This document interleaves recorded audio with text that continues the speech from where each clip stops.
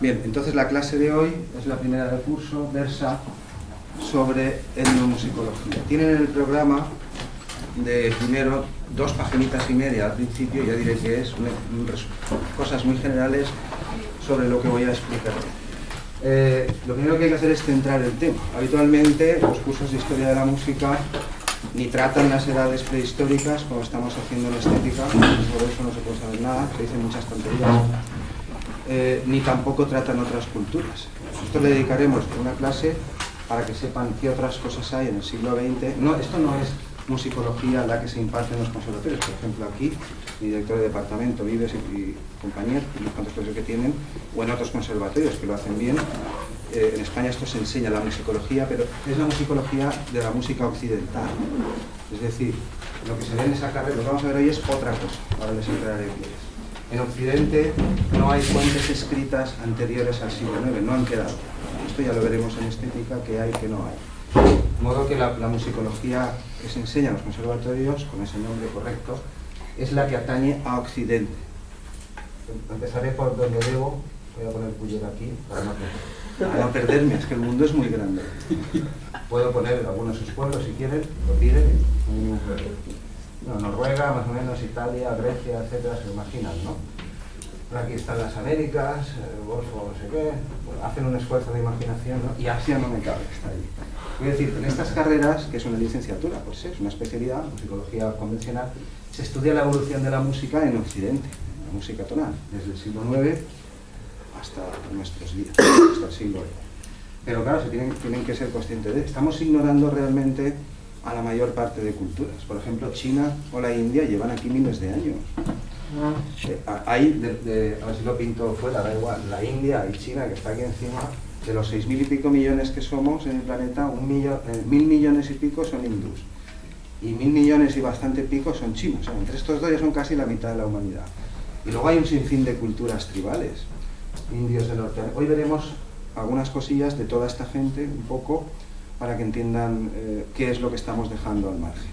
Esta carrera como tal sí que se imparte en universidades norteamericanas hace ya muchas décadas y en algunas universidades o conservatorios europeos, en España no. Esta carrera como tal empezó, los padres de este asunto, los primeros que empezaron a recopilar canciones y temas grabándolos de todas partes del globo, en realidad del extremo oriente, perdón, de Asia Central, etcétera, son Bartók.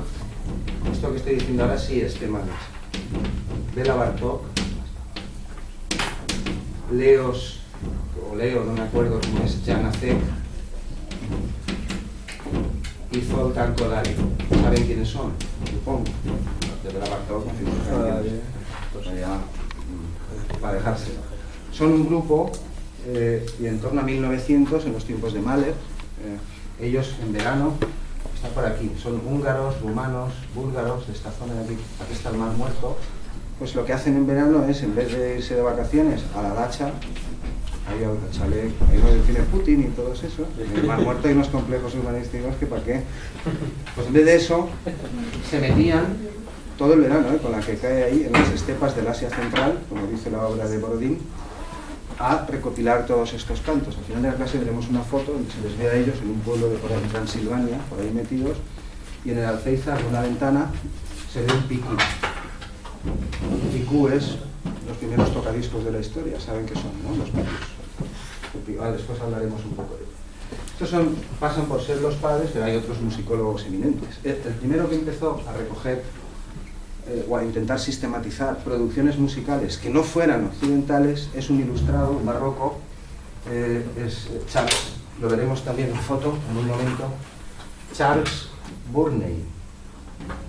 Este es el primer musicólogo de la historia de Occidente, es contemporáneo de Bach, tiene entrevistas a Bach, del año, estamos hablando de 1700, no llega a 50, porque Bach muere en el 50 y este le hace entrevistas. Estamos hablando de la primera mitad del siglo XVIII. Charles Burney es el primero, después hay un romántico un poco posterior que se llama Thomas Ellis, y después ya vienen estos tres y otros musicólogos de renombre, por ejemplo Kurt Sachs. De Kurt Sachs estamos hablando un poco en estética, los que estuvieron ayer en la clase, no sé si alguno estuvo, si no, en la siguiente estética ya oirán hablar de él. Habla sobre las arpas egipcias y otros enredos que ya los veremos. Después de estos vienen estos, para que entiendan un poco el asunto. A principio del siglo XX, a esta nueva disciplina que intentaba observar los sistemas tonales de otras partes del mundo. La escala más frecuente, con diferencia, la más numerosa, es la de 7 sonidos, la octava, lo cual no significa que todas sean diatónicas o perfectamente diatónicas. La octava se sube en 7 pasos, sea uno hindú o sea lo que sea. Pero también hay escalas de 5, como en China, la pentatonía, en muchos pueblos de Sudamérica, de los Andes y de las selvas hay culturas, cuando se dice cultura se dice una tribu, una etnia, puede ser muy numerosa o poco, esto ahora no quita nada. Por ejemplo, en esta zona, muchas de estas sus canciones utilizan escalas tetratónicas, es decir, con 4 sonidos, lo cual no significa que no hagan canciones con más, es decir, que se diga que una etnia, por ejemplo, utiliza mayormente escalas de 4 sonidos, significa que la mayoría de sus canciones solo usan 4 sonidos de la escala, pero también hay algunas canciones que usan 5, otras 6, otras 7, es decir, excepciones a todo van a encontrar, a todo. Pero estadísticamente hablando, que esta ciencia es una ciencia estadística, ya lo leerán en esos 2 páginas y pico que tienen ahí. Más cosas. En un principio se la llamaba, a principios del siglo XX, musicología comparada, porque claro, intentaba comparar las producciones musicales de todo lo que no fuera Occidente, la tradición occidental. Hubo polémica durante varias décadas, unos que decían que había que hacer esto, otros lo otro. Después se la llamó antropología musical, como la antropología normal, supongo que saben qué es, ciencia del hombre. Andros, en griego significa hombre, ciencia del hombre, pero aplicada a la música, las diferentes culturas del mundo, es decir, su conducta musical. Siguió habiendo polémica y al final acabó llamándose, como hoy se la conoce, etnomusicología, es decir, musicología de todas aquellas culturas que no son Occidente. Hay un buen libro en ese extracto que tienen al principio, de 2 paginitas y medio, ahí está la referencia del libro, todo se llama Música de los continentes, está mal escrito. Es Música de los continentes no occidentales, es un error mío. Ese libro es de fácil lectura, está en castellano y es prácticamente lo único que podrán leer sobre este tema en castellano. En ese libro hay muchísimos datos como los que van a oír hoy. O sea, una cosa muy rápida, como la de Cruz y Raya. Una pasada. Es decir, un poquito de aquí, un poquito de allá, y con esta clase cerraremos este tema. La siguiente clase del curso de primero ya es sobre instrumentos antiguos, Egipto, Mesopotamia, y sobre programa, el próximo miércoles. Bien, este es el nombre actual. Estas 2 cosas son tema de examen, lo demás que van a escuchar hoy no, lo tengan en cuenta. Hay otra cosa más que añadir, y es el siguiente problema. Hay un señor, uno de los... perdón, y se me olvidarán también las 3 colecciones más vastas, más amplias o exhaustivas de música de todo el mundo, ahora las pondré. Había un problema a mitad de siglo que era el siguiente. Algunas culturas, como la China, por ejemplo, utiliza pentatonía, yo lo puedo transcribir, pues al fin y al cabo es una octava, yo puedo transcribir sobre un pentagrama occidental. La historia del pentagrama, esas cosas las veremos andando el curso, también están en programa. Pero en muchas de estas culturas era imposible transcribir eso. Y todo el mundo, ahora lo seguimos viendo, no canta con intervalos naturales, ya sea diatónicos, naturales entre comillas, pero es propio hablar así, o utiliza, en muchas culturas se utilizan gritos, chasquidos, toda clase de cosas. Por ejemplo, hay una etnia, los quimanos, que se llaman los, yo no sé pronunciarlos, es un chasquido cultural parecido al de los arrieros que van en el ACA, aquí en Valencia. No es eso, pero es algo así. Es decir, es un tercer tipo de articulación. Los humanos, la mayoría de gente del planeta, tenemos 2 tipos de articulación, que son vocales y consonantes. El sonido vocal y con su sonido cantado, que producen las cuerdas, sin vocales no se puede cantar. Es decir, un sonido musical, cualquiera de mis vocales, cualquiera de las ustedes también se puede encontrar sobre la cuerda de un violín, sin ningún problema. Tiene altura, ya veremos esto qué es y por qué cantan los difónicos. O sea, señores que cantan y emiten dos sonidos. Esto es imposible. Explicaré de otro modo. Yo puedo cantar y emitir 2 sonidos a la vez. poco, os lo explicaré más crudo. ¿Puedo dar un salto, dos saltos y tres todo a la vez? No, tendré que dar primero uno, luego dos, luego tres.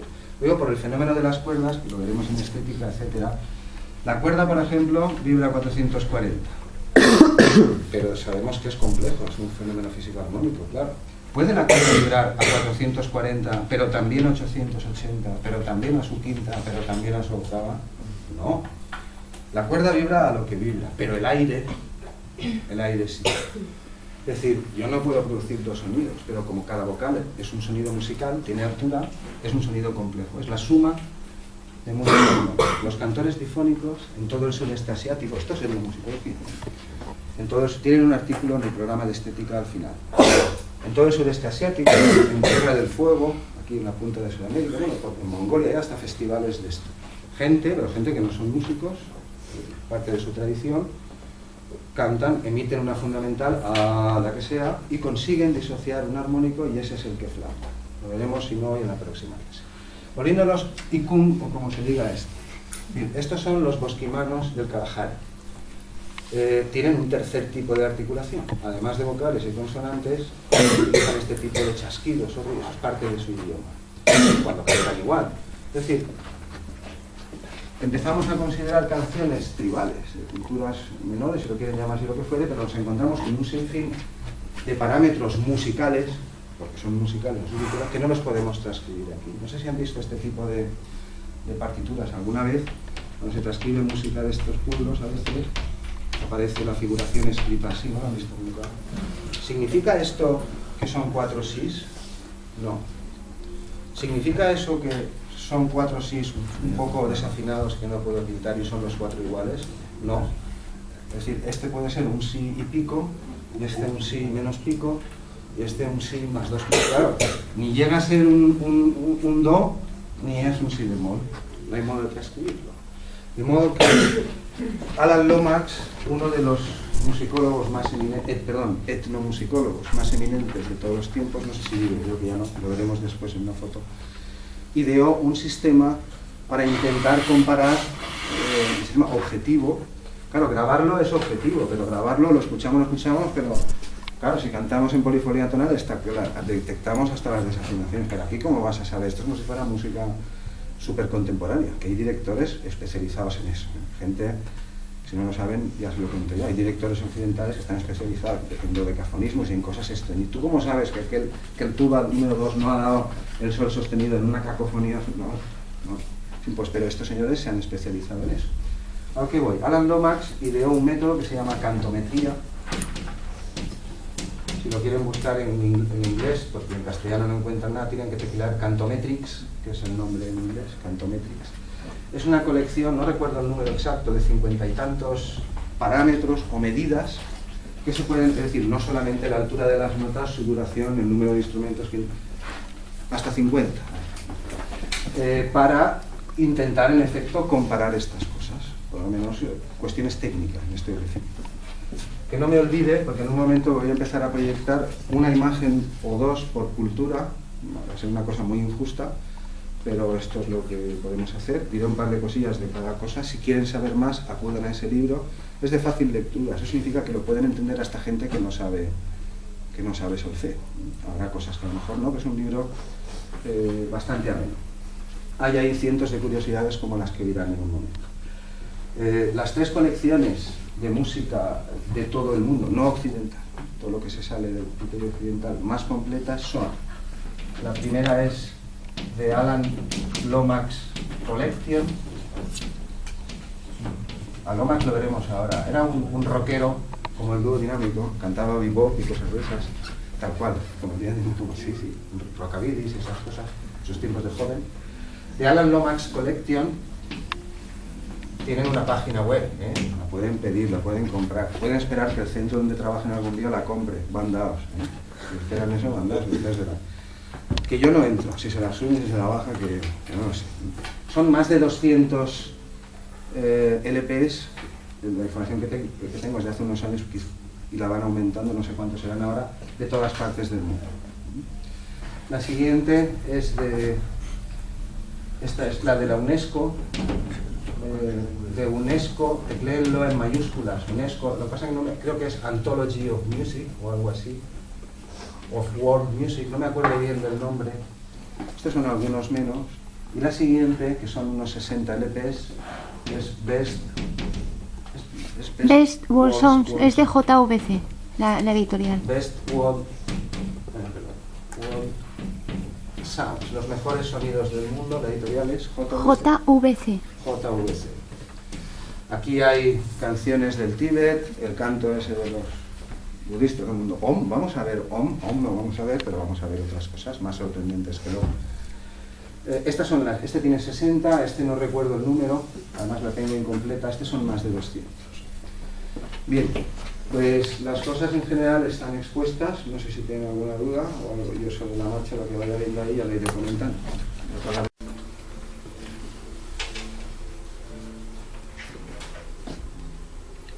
Bien, este cuadro creo que ya lo vieron en estética, no sé si empezaron o no, lo veremos ahí en la primera clase. Hoy hemos puesto el vídeo en este grupo, la película, y la próxima clase lo completaremos, saldrá el cuadro, no quiero enredar ahora y ya les explicaré este también. Bueno, este es Ubu-Rey, es un cuadro de un romántico muy famoso. Ubu-Rey es una gran peonza, un gran trompo, parece que es en mi pueblo, que se mira, da vueltas sobre sí y más allá de él no hay nada. Yo no digo que ocurra lo mismo en sus pueblos, yo hablo por lo que yo he visto y por lo que sé. Yo no sé nada de sus pueblos ni a ustedes tampoco les conozco. Presenta un poco todo este enredo de que siempre pinto. Ya entender, cuando lleguemos a los griegos, el pensamiento antiguo, entenderán por qué hago ironía con esto, también para reírme. Pero los antiguos razonaban correctamente, solo que no sabían tantas cosas como sabemos. Ya veremos a dónde nos lleva todo esto.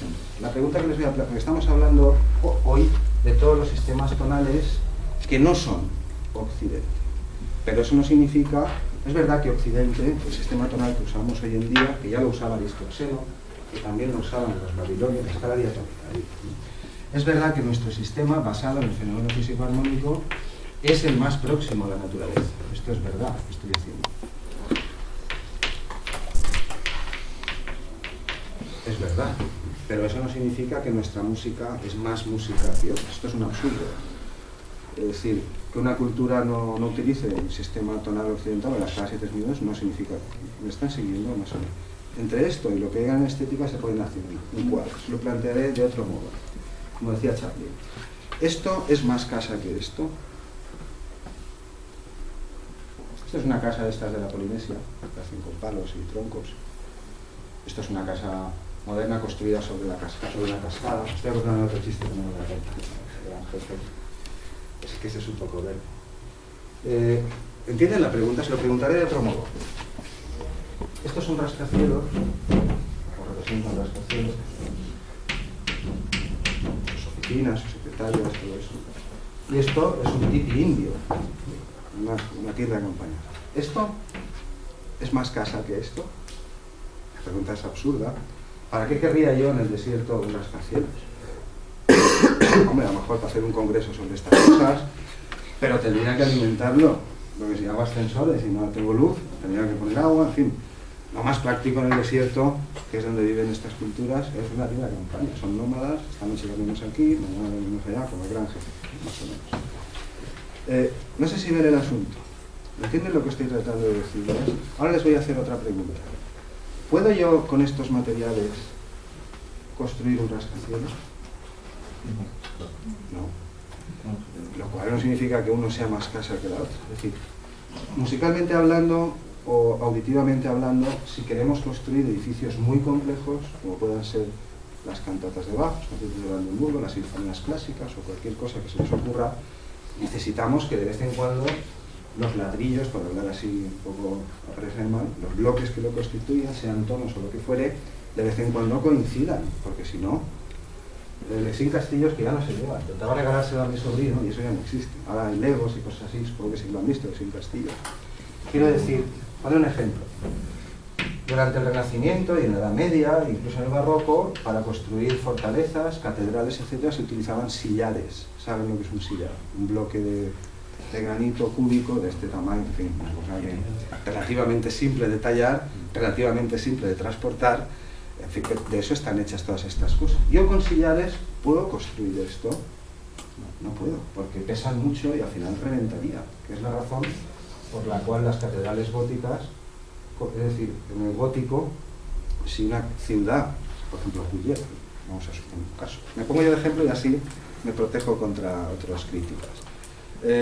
Si una ciudad, Cullera, por ejemplo, quería demostrar que era más poderosa que Gandía, no me pregunten por qué los humanos hacen estas cosas, pero que una ciudad, pues, a lo mejor Valencia es más que Barcelona, vamos a suponer, o al revés, Barcelona es más que Madrid y lo quiere demostrar, y ahí se junta la gente, pone dinero, o sea, que yo no lo entiendo muy bien, pero esto es lo que ocurre. Si Cullera, por ejemplo, podía ser, su puerto o su ciudad era más poderosa que Gandía, ¿cómo lo demostraba? Construyendo una catedral 1 metro más alta que la de Gandía. O 2 o 3, depende del dinero que hubiera.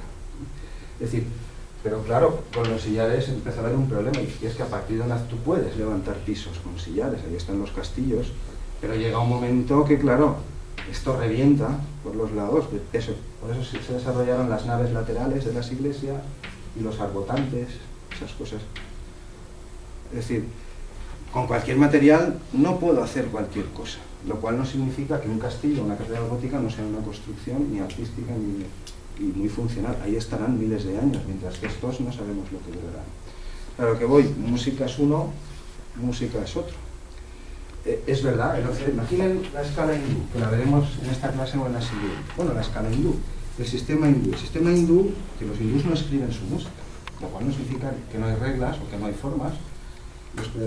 La música hindú divide la octava en 22 fracciones, o srutis, lo llaman ellos. Esto sí que es tema de curso, está por ahí en este. Es decir, no son cuartos de tono. Para que fueran cuartos de tono exactos habían de ser 24. 12 sonidos tiene la cromática, pues a mitad de cada semitono habría un sruti. Pero no, son 22. Ahora bien, cuando van a tocar una canción, eligen 7 notas de esos 22. Lo curioso es que a veces de tono a tono, hablando en nuestra terminología, hay 3 srutis, y de la nota a la siguiente hay 4, y a la siguiente hay 2. Esto ya lo veremos ilustrado. Es decir, imaginen intentar componer una sinfonía con muchos instrumentos donde los bloques constituyentes, en este caso srutis, no coinciden muy poco. Imaginen un Exin Castillos donde cada pieza es de un tamaño. ¿Me están siguiendo, más o menos? Podrán hacer cosas, por supuesto, pero a lo mejor no pueden construir la arquitectura tal como la quieren hacer ustedes. Una cosa no quita la otra. Ni en Cullera tocamos mejor que Sueca, ni los hindús oyen mal, ni nada. No pueden. Esta clase está para prevenirles contra esas cosas. Es como la pentatonía, que los hindús o los chinos a veces sí que lo escriben, saben la que es la pentatonía. Quitan es que tiene razones cosmológicas que las veremos en estética. ¿Por qué los chinos se fueron al 5 en vez de al 7 como casi todos? Ya lo veremos.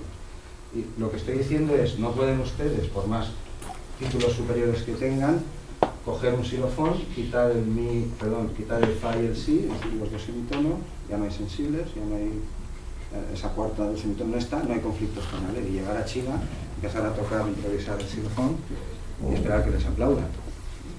No, es que he hecho el curso con Manuel de estética, me han explicado que esto, que no haya reglas escritas no significa que no las haya a la hora de tocar. Bien, lo que vamos a ver a partir de ahora, ¿entienden lo que les estoy intentando decir? No pueden hacer esas, no pueden ir a China a decir, así no se va a hacer el arroz, el arroz es fa como en Alacant.